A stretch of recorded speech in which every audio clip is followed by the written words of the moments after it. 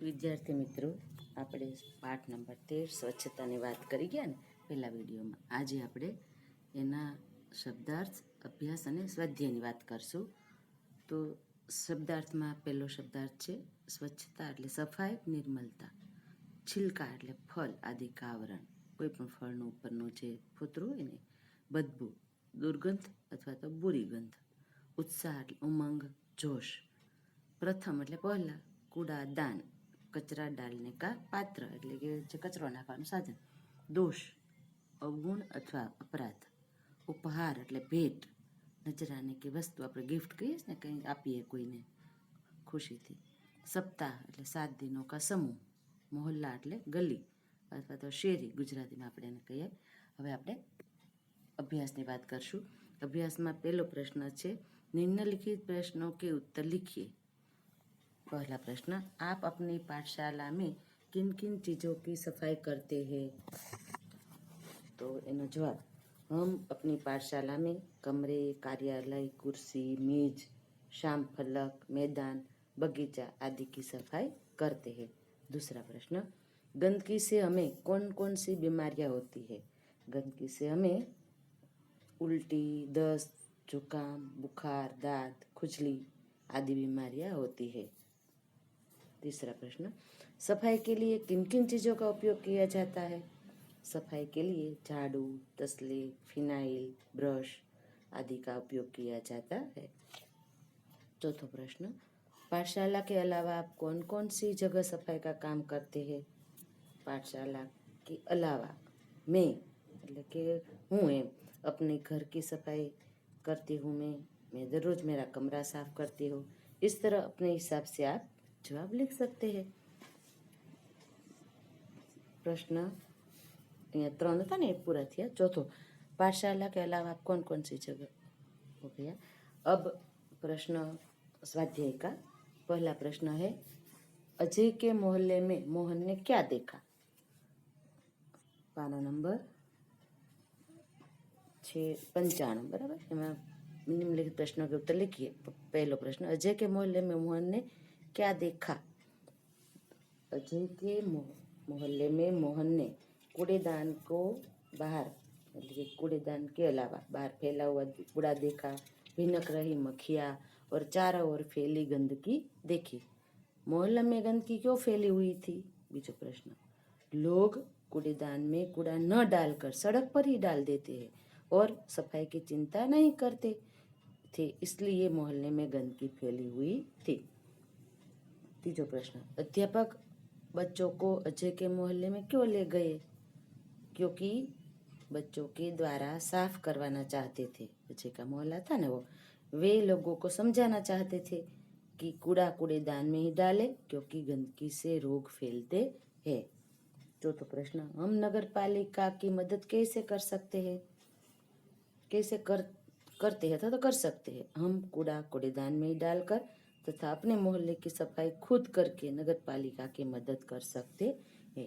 5वां प्रश्न, हमें अपना घर और मोहल्ला क्यों साफ रखना चाहिए? हमें अपना घर और मोहल्ले को साफ रखना चाहिए क्योंकि गंदगी से अनेक रोग फैलते हैं. प्रश्न 2, नीचे दिए गए विशेषणों का वाक्य में प्रयोग कीजिए. तो એમાં વિશેષણ છે બરાબર ને. સુંદર ઉદાહરણ આપ્યું છે ને, કે બાગ में सुंदर फूल खिले है, એનો ઉદાહરણ છે. પણ એની ઉપર क्या प्रश्न છે? अच्छा, लाल, सफ़ेद और कोमल, वो चारों का हम वाक्य बनाएंगे. अच्छा એટલે કે किशोर अच्छा लड़का है, आप अपने हिसाब से भी लिख सकते हैं. लाल, मीना ने लाल साड़ी पहनी है. सफ़ेद, मैदान में सफ़ेद गाय चरती है. कोमल, बगीचे में कोमल घास है. तो इस तरह अपने हिसाब से भी वाक्य बनवाकर लिख सकते हैं. प्रश्न 3, अंगों को काम से मिलाइए. अ और ब, कान से, आँख से, नाक से, पेट से, हाथों से, दांतों से, मुँह से. એની સામે જો લખ્યું છે એ બધું અલગ અલગ છે, તમારે આપણે શોધીને લખવાનું છે જવાબ. फिल्म देखते हैं, गाना सुनते हैं, गाना गाते हैं, फूल सूंघते हैं, चलते हैं, खाना चबाते हैं, बल्ला घुमाते हैं। तो सौथी पहलू छे कान से, तो इसमें से क्या लिखेंगे कान के सामने?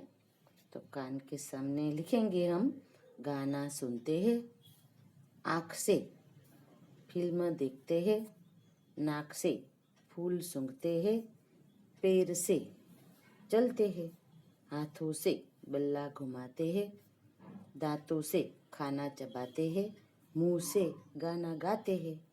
तो इस तरह हम अंगों का क्या काम है वो सामने लिखेंगे। प्रश्न 3 ब, सही मिलान को वाक्य में लिखिए और क्रिया को रेखांकित कीजिए। तो એમાં તમારે શું કરવાનું છે? 95 પાના પર જો ब, तो मैं एक उदाहरण आप्યું છે ને કે કાન से गाना सुनते हैं, 95 પાનું। હવે પાના નંબર 96 ખોલો પાછળ।